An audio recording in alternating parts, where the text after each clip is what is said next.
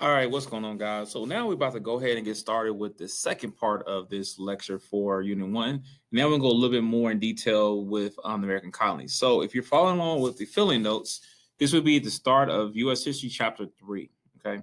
Quotes minus one activity, fill in the blanks. That's where you'll be starting at first, okay? So let's get it.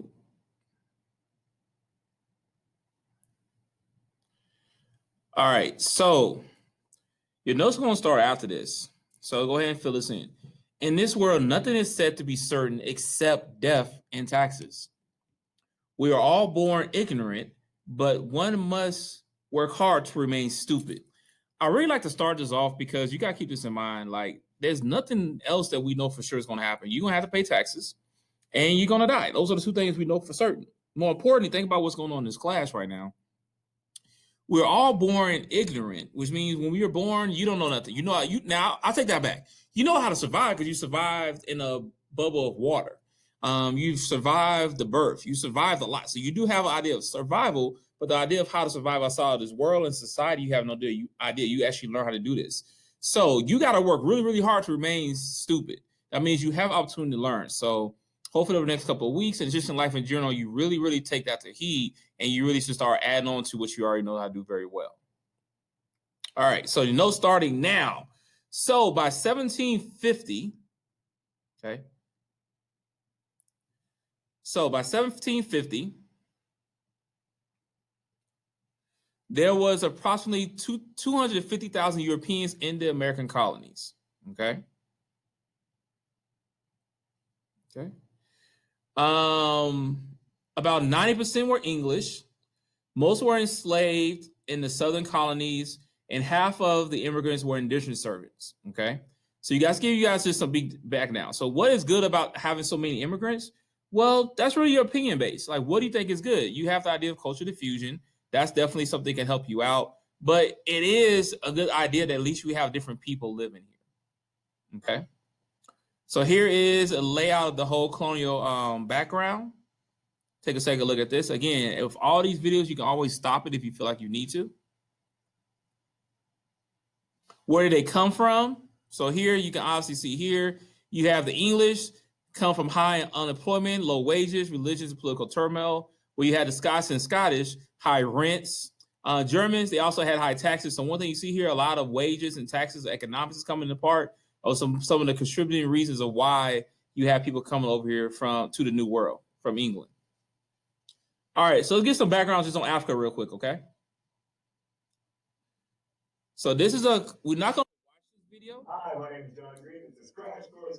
So we're not going to watch this video. This is the Crash Course number 24, talk about the African slave trade. Definitely would suggest that you watch this video, but for time constraints, I'm going to go ahead and move on. All these Crash Courses are actually going to be on my website, Dr. Tidwell, DRTIDWELL3.com.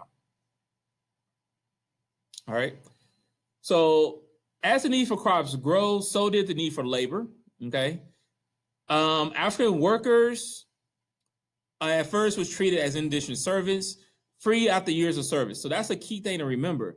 Not all African slaves initially, okay. So let me go back again. Not all African slaves initially were actually slaves. Some and most were started off as indentured servants. Okay.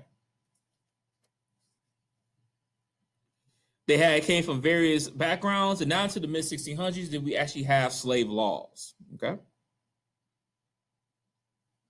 right, let's talk about translated slave trade. Take a second to just look at this graphic. Remember that it is true that the first African workers were treated as indentured servants. They arrived through the triangular slave trade, also known as the triangle trade. In the 1700s, Great Britain imported about 1.5 million slaves to the colonies. Remember, the ones that came to the colonies here was not the majority of slaves. The majority of your slaves actually went south. Majority of slaves went down here to South America, also here in the West Indies. They actually came to North America a lot later in this time period, okay? So you look down here, you have approximately, these are all approximate numbers.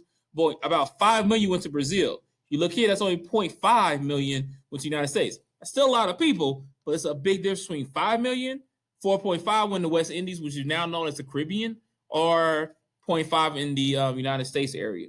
One thing that happened here is that you actually have to pay a lot more money for slaves coming from both South America and the West Indies, because as they came up, what happened is that they had something that's called a seasoning process. So slaves that was coming from South America and the West Indies, they actually moved up to North America, and the reason they paid more is because the seasoning process means it's just like seasoning meat or you about to barbecue some food. You season them to make them a better slave. And by making a better slave, they're less likely to run away. They cost a lot more. So just keep that in mind also when you're thinking about this. Also remember the products and goods that's being coming. So here you got tobacco, coffee, sugar, mining, and rice. Cotton came a lot later. Cotton came closer to the 1800s. But I put this on the map because if you look at the map, it's the 1500s to 1800s.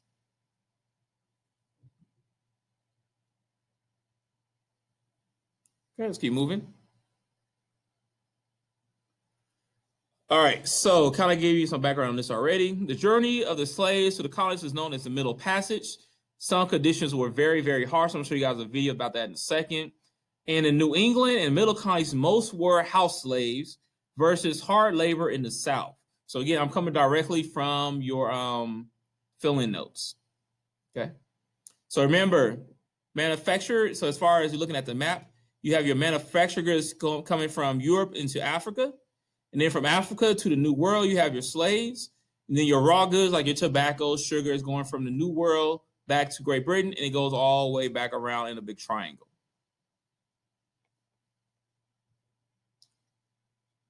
All right, so we're going to watch the videos talk about the Middle Passage, but to get more into those brutal conditions of how bad things were, little food to no water, disease spread, no medicine, shackles kept under deck, etc., etc. You guys can look at that, but it was very, very harsh.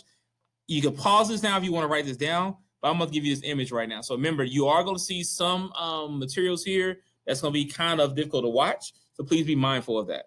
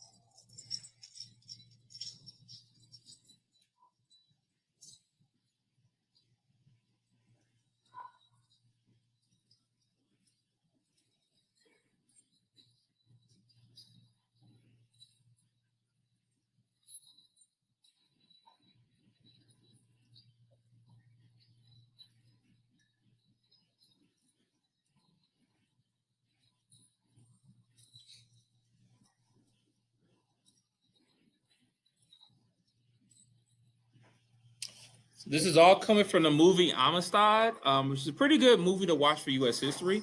Just as a side note, there's an extra credit option to watch movies that deal with aspects of U.S. history. That will be posted in CTLS for you to look at.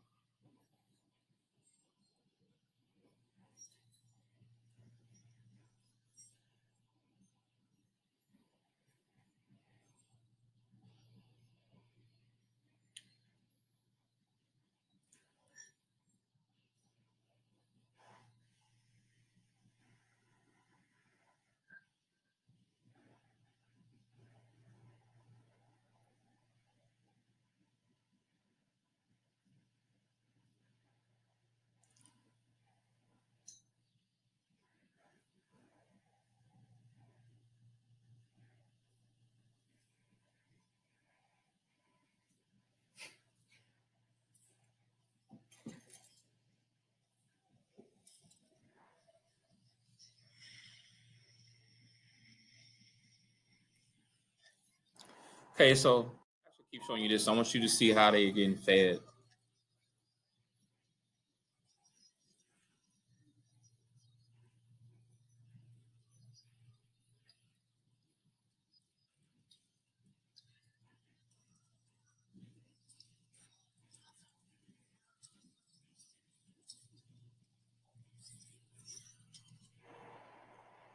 All right, so you saw a lot about, not about, but you saw a lot of how Africans were treated. This is all during the Middle Passage. So this is that journey that came from Africa to the New World. Okay, so some of the effects of the slave trade. Let's talk about that real quick. You have encouraged African warfare because tribes went to war. The other tribes to obtain slaves for trade to guns. So not all slaves were just captured. Some were actually traded for other materials as well. Disrupted African culture. Had a lot more violence. Had a lot more bitterness and social upheaval that lasted well into the more modern 21st century. You can make an argument too. We'll talk about that later in the class. Also increased culture diffusion. Slaves brought their songs and their culture to the New World. So they adapted to a lot of the European standards to be able not only to survive, but also to kind of bring their own culture into it. Also, you had a lot of prejudice against Africans too. Okay.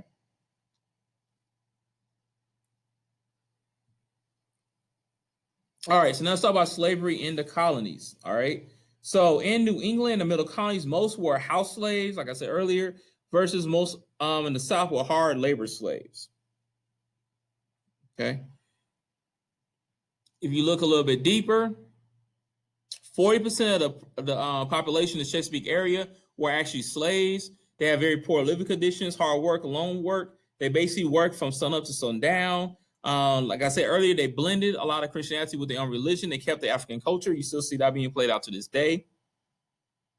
Some rebelled also. The Stono and Escape. They welcomed into Florida. Why? Because some of the Florida Native Americans welcomed them in because they saw a lot of issues, some of the same issues that the Africans saw, and they also saw the Africans as being a brethren, if you will, because they was going through some of the same turmoil.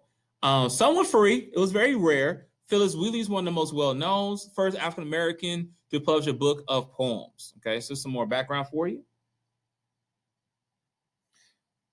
This is another really good video. This will kind of get you into how they adapted. This is down in Gullah in South Carolina, also some parts of Georgia.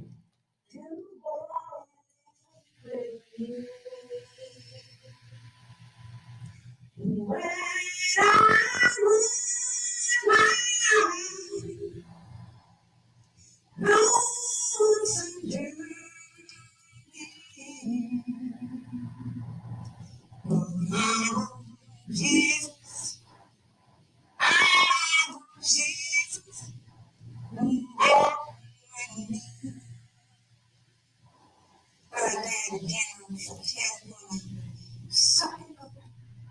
access today.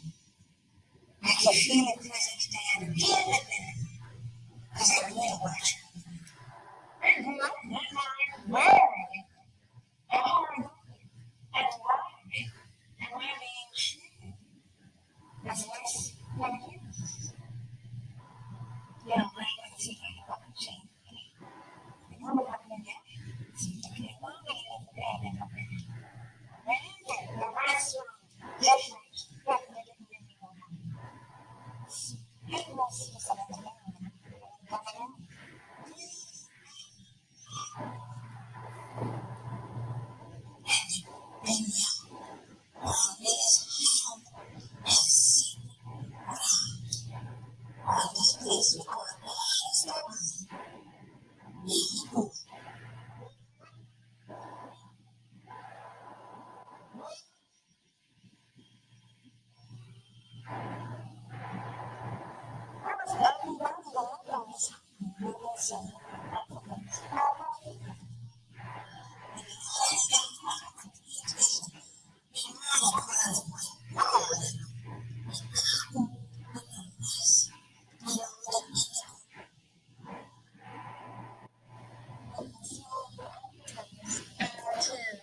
find a way to communicate. So that language was pretty much blurred in and out.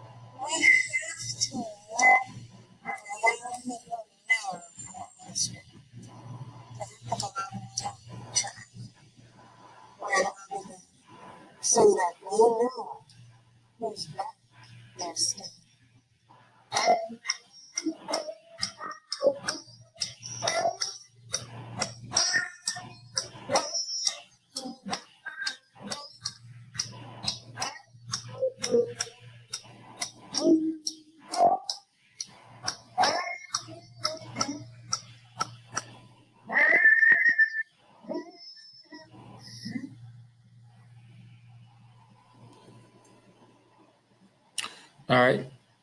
Again, that's just talk about the Gullas and talk about the adaptation of slave culture into American culture.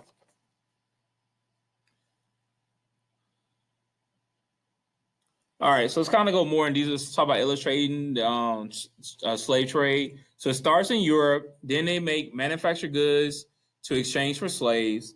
And then the goods arrive in Africa and are exchanged for slaves. Then leave for the Caribbean or the West Indies. And then slaves arrive in the Caribbean, the West Indies, or even Brazil, and are exchanged for raw materials.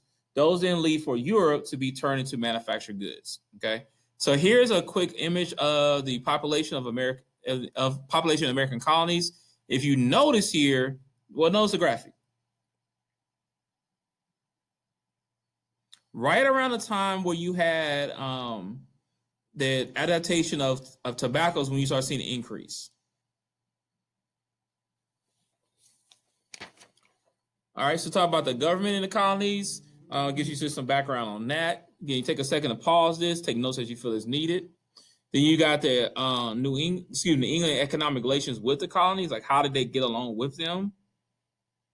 And then you also have new ideas on how that affected the American colonies as well. So again, you can pause the video right now just to kind of go more in detail with it. Keep moving on.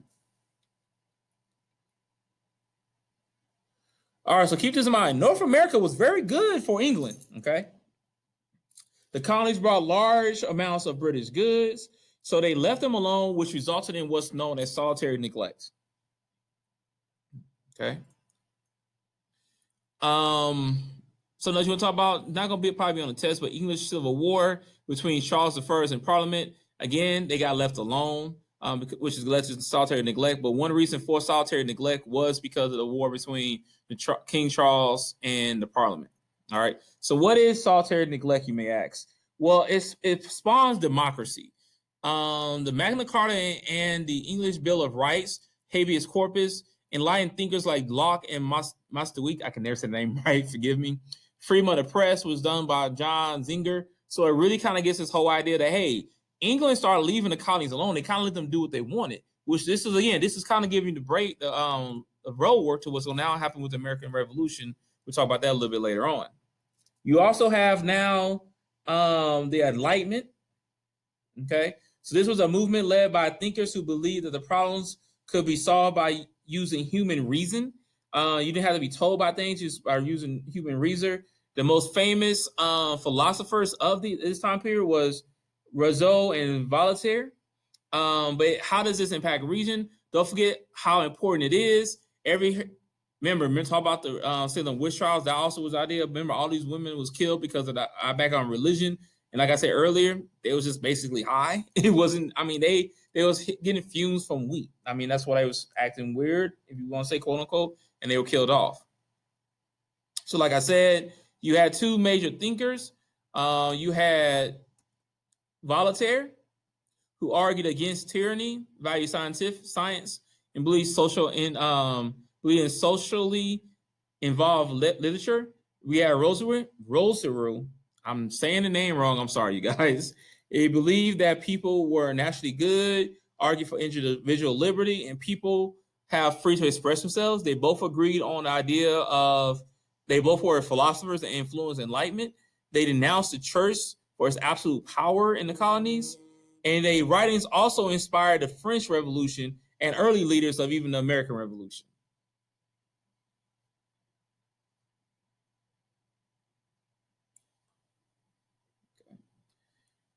All right, so now let's talk about colonial government. Okay. So each colony had its own assembly. For example, the first one was the House of Burgesses, and that was in Virginia.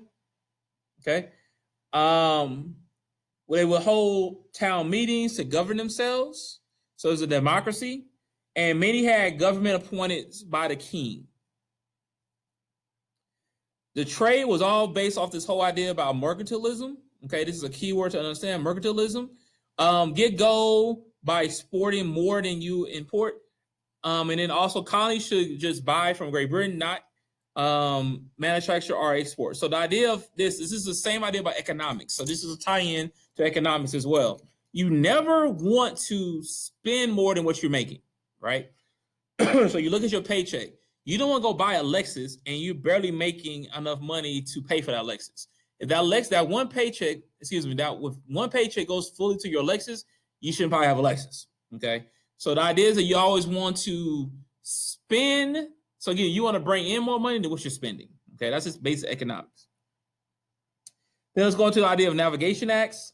Okay, export crops and raw materials to England on Great Britain ships and manufactured goods brought from England. Okay, so navigation acts is literally trying to now go back to the idea of limiting what trade you're doing with other nations.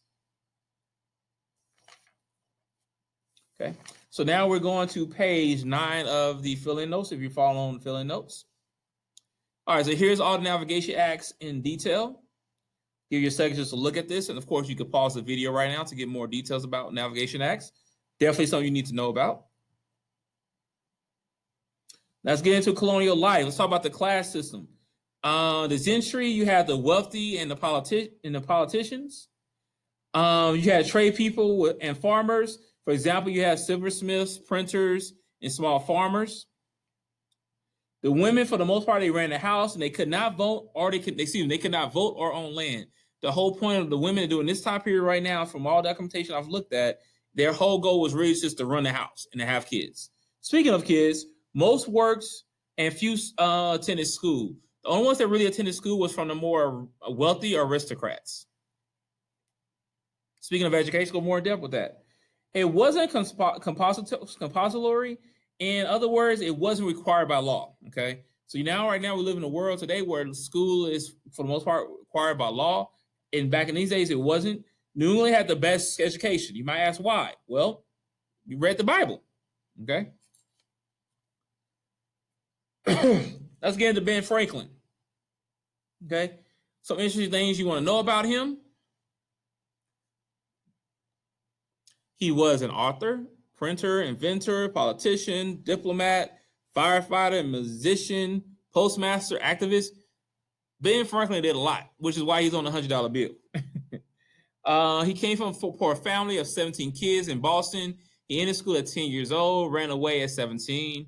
How does this really represent American values at the time? Social mobility and individualism. Benjamin Franklin is really the example of social mobility, be able to move upward the ladder, even though you're not actually having formal education. Also individualism, before the fact that he was an individual and was able to do all these things by himself.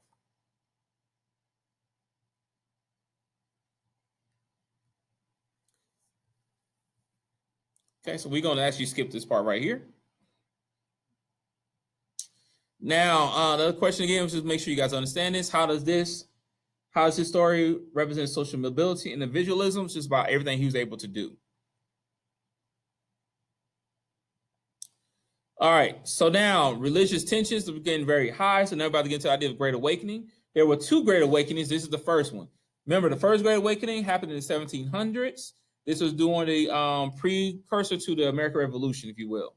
Okay, so different place and different views. You had the middle colonies, which was a lot more diverse, with the Quakers.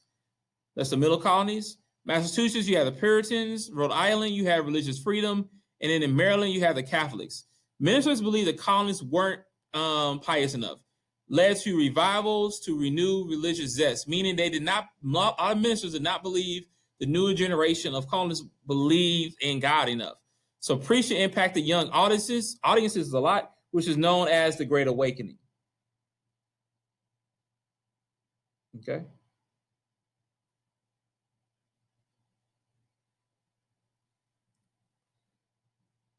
So what exactly was the Great Awakening? It was a religious revival. The famous ministers was Jonathan Edwards, reminded people of the power of the and wrath of God, and it started creating a feeling of independence. People spoke for themselves and relied less on ministers. Anyone could have a personal relationship with Jesus Christ. Anyone could read the Bible at this point. Before, only certain people could read the Bible. And it was very similar to democracy, power of the regular people, if you will. Okay. This video here is going to pick up, talks more about the 7 Years' War, also known as French Indian War, which we'll get to later. And it also talked about the Great Awakening, which I'll give to you right now. So the significance from 1740s and 1750s, many became Baptists, introduced the idea of equality, democracy spread, and revival of religion. Okay, so a lot more people becoming more in tune with religion. Okay. All right, so you have the comparative regions, you have the region economics, you also have social patterns, which made them all be a little bit different. All right, so you got your three regions again. Here's the economy for New England, Middle, Southern. I'm sorry, let me put the cursor for you. So here's the economy, societal. You got the three regions, be New England, Middle, Southern. So this was going on in New England for economy, Middle for economy, Southern colonies for economy. And for societal, this is the New England. Here is the Middle. And then here is the South. Okay.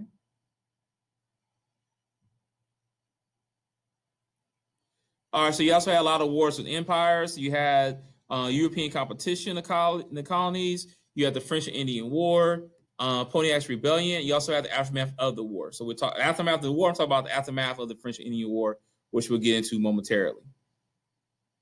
Okay, so that's where we're going to stop for now. The next part's going to pick up with the French and Indian War. Hope this was helpful. And remember, you can always pause anytime you want. Ask me any kind of questions if you missed something in the fill-in notes, and I'll be talking to you next time.